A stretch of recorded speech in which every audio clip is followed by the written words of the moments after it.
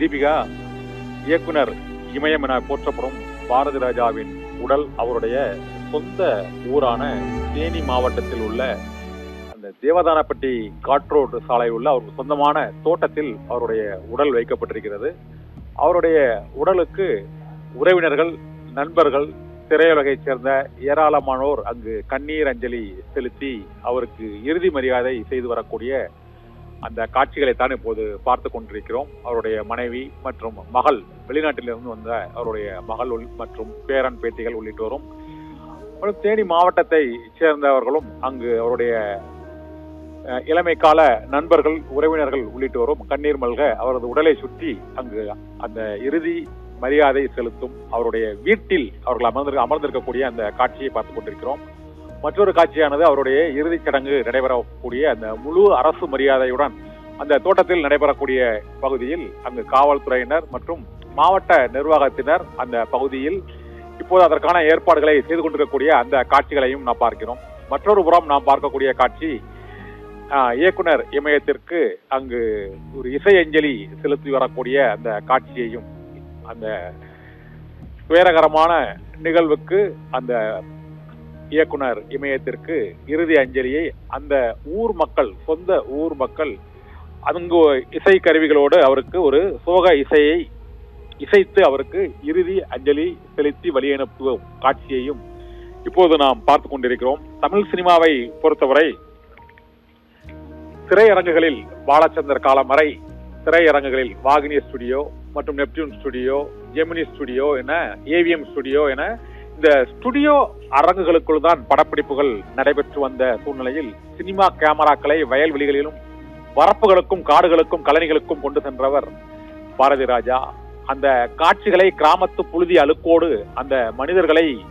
தத்ரூபமாக யதார்த்தமாக காட்சிப்படுத்தியவர். கதாநாயகன் கதாநாயகிகளுக்கான இலக்கணங்களை உடைத்தவர். அந்த கதைக்கரு, கதை மற்றும் அந்த ஊர் சூழலுக்கு தகுந்தது போல் முகவெட்டுடைய சாதாரண கதாநாயகிகள் ராதிகா, ரேகா, ரேவதி, ரதி என அந்த ராவரிசை கதாநாயகிகள், சுகன்யா உள்ளிட்ட கதாநாயகிகளை அந்த ஊர் கிராமத்து சாயல் முகபாவனையுடன் கூடிய அந்த நாயகிகளையும் எந்த விதமான முகவெட்டு தோற்றமில்லாத பக்கத்து வீட்டு பையனை போன்ற பாண்டியன், சுதாகர், ராஜா என சாதாரண நாயகர்களை மிகப்பெரிய கதாநாயக அந்தஸ்துக்கு உயர்த்தி தமிழ் திரையுலகில் ஒரு மிகப்பெரும் திருப்பு முனையை ஏற்படுத்தியதுடன் அவர் அறிமுகப்படுத்திய நடிகர் நடிகைகள் பட்டியல் மற்றும் இயக்குனர்கள், துணை இயக்குனர்கள் பட்டியல் ஆகியவை மிகப்பெரிய பட்டியலாக இன்றளவும் அவர்கள் திரையுலகில் பல்வேறு சாதனைகளை படைத்து வருகிறார்கள். பாரதி ராஜாவோடு தொடக்க காலம் முதலே தேனி மாவட்டத்தைச் சேர்ந்த அந்த 3 முத்துக்களாக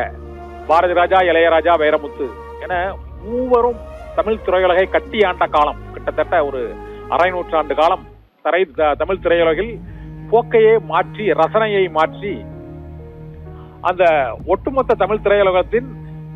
திரை இசை ரசனை மற்றும் திரைப்பட ரசனை ஆகியவற்றை மாற்றி அமைத்தவர் பாரதி ராஜா, இளையராஜா, வைரமுத்து என்றால் அதற்கு மாற்று கருத்து இருக்க முடியாது. அங்கு பாரதி ராஜாவும் இளையராஜாவும் இங்கு தமிழ் திரையுலகில் நுழைந்த காலம், அங்கு ஹிந்தி திரைப்படங்கள், ஹிந்தி பாடல்கள் இங்கு உள்ள தேநீர் கடைகள் முதல் கிராமங்கள் வரை பட்டி தொட்டி எங்கும் ஒலித்து வந்த சூழ்நிலையில் திரையுலகம் மூலமாக ஒரு பெரிய இந்தி எதிர்ப்பு போராட்டத்தையே நடத்தியவர்கள் பாரதி ராஜாவும் இளையராஜாவும். அன்னக்கிளியில் இளையராஜா நுழைந்த பிறகுதான் தமிழ் பாடல்கள் கிராமத்து கோயில் திருவிழாக்களிலும், திருமண வில்லங்களிலும், நிகழ்ச்சிகளிலும், ஒளிபெருக்கிகளில் ஒலிக்க தொடங்கியது. அதுவரை இங்கு ஹிந்தி திரை இசை பாடல்கள் தான் ஒலிக்க தொடங்கியது. அதற்கு பின்புறமாக பாரதி ராஜாவின் அடுத்தடுத்த படங்கள், அவருடைய முதல் படமான 16 வயது நிலை திரைப்படத்தில் அந்த 11 வயது காதலை அந்த திரைப்படத்தில் அவர் புகுத்தி காதல் இளவரசனாக வர்ணிக்கப்பட்ட கமலஹாசனை அங்கு 2 துணிகளோடு அந்த திரைப்படம் முழுவதும் அவர் அரை ஆடையோடு அலைய விட்டு, இதே போல ரஜினிகாந்த், ஸ்ரீதேவி ஆகியோர்களை அந்த ஒரு கிராமத்து சூழல், ஒரு கிராமத்தில் நடைபெறக்கூடிய சிறு சம்பவங்களை மிக அழகான திரைக்கதையாக கோர்த்து அதை மயிலு என்ற ஒரு ஆர்ட் பிலிமாக படம் எடுப்பதற்காக அவர் முயற்சித்துக் கொண்டிருந்த போது எஸ் ஏ ராஜ்கர்ணுவை அவர் செல்வராஜின் அலுவலகத்தை சந்தித்து அதை சினிமாவாக எடுத்து அது மிகப்பெரிய ஒரு மாற்றத்தை ஏற்படுத்தியது. தமிழகத்தில் உள்ள ஒரு கிராமத்தின் தோற்றம் மற்றும் அமைப்பு, அங்குள்ள மக்களின் செயல்பாடுகள், நடவடிக்கைகள், குணாதிசயங்கள் எவ்வாறு இருக்கும் என்றும், அந்த கிராமத்துக்கு வரக்கூடிய ஒரு மருத்துவர் அல்லது ஒரு டாக்டர் அல்லது ஒரு ஆசிரியரை மக்கள் எவ்வாறு பார்ப்பார்கள், அவர் மீதான மதிப்பு எவ்வாறு இருக்கும், நகரங்களில் இருந்து கிராமங்களுக்கு செல்லும் ஒரு நபரை அந்த கிராமத்து மக்கள் எவ்வாறு மதிப்பீடு செய்கிறார்கள் என்பதையெல்லாம் திரையுலகிற்கு முதலாக வெளிச்சம் போட்டு திரைக்கதை மூலமாக எளிமையான கதையால் யதார்த்தமான திரை மொழியால் தமிழ் சினிமாவின் திரை நிறத்தை மாற்றிய பாரதி ராஜா, அதன் பின்னரும் அவருடைய திரைப்படங்களின் உள்ளடக்க கருத்துக்கள் ஜாதிய வேறுபாடுகளை வேறறுக்கும் வகையிலும்,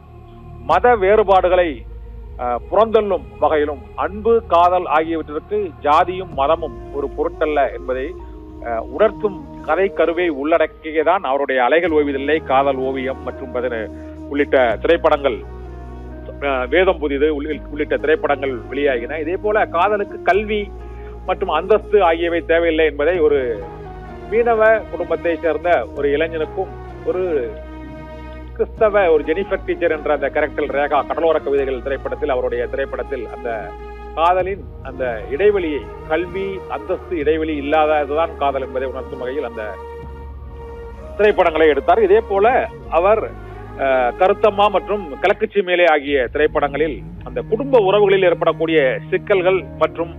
அந்த பிரச்சனைகள் எவ்வாறு சிறிது சிறிதாக உருப்பெற்று பெரிய அளவில் அது உருமாற்றம் அடைகிறது, குடும்பத்திற்கிடையே இந்த வெறுப்புகள் எவ்வாறு உருவாகின்றன என்பதை இந்த கிழக்குச்சி மேலே மற்றும் இந்த கருத்தம்மா ஆகிய திரைப்படங்களில் அவர் அழகாக எடுத்துரைத்தார். இதே போல புதுநல்லு, புதுநாத்து, மண் வாசனை உள்ளிட்ட திரைப்படங்களில் கிராமத்து வாழ்வையும் கிராமத்து மக்களின் பிரச்சனைகளையும்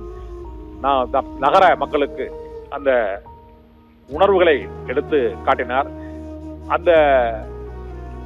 கிராமத்து கவிதையாக திரைப்படங்களை எடுத்த இயக்குனர் இமயம் பாரதி ராஜாவுக்கு அவருடைய சொந்த ஊரான தேனி மாவட்டத்தில் உள்ள